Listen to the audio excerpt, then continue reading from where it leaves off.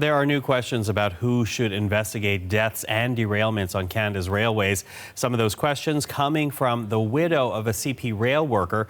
Now, she says there's no independent investigation into whether criminal negligence played a role in the death of her husband because the rail companies are allowed to police themselves. We get that story from Dave Seglins. Saskatchewan, an oil train derailed on track that had seen problems before. No police investigated.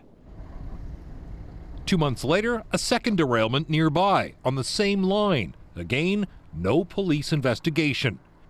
CBC's found that in many crashes, there's either no police investigation or it's left to the railway's own company police. Well, there's no oversight. Tara Gigin's husband was crushed to death working at a CP rail yard in 2013. There were problems in that yard. CP police looked into them, but won't tell her what they found. She asked for outside help, but was told no. Case closed. The Regina police basically said it's not within their jurisdiction, even though it happened inside the city. They said they don't have the authority to investigate, as did the RCMP.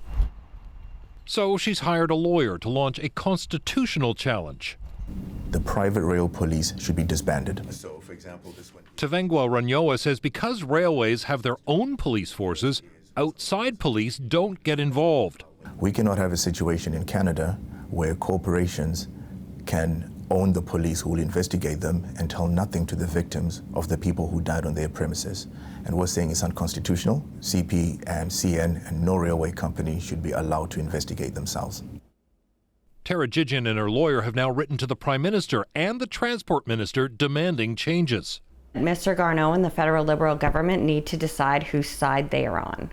Corporate Canada and private police forces, or the side of Canadians, regular working Canadians and families like mine.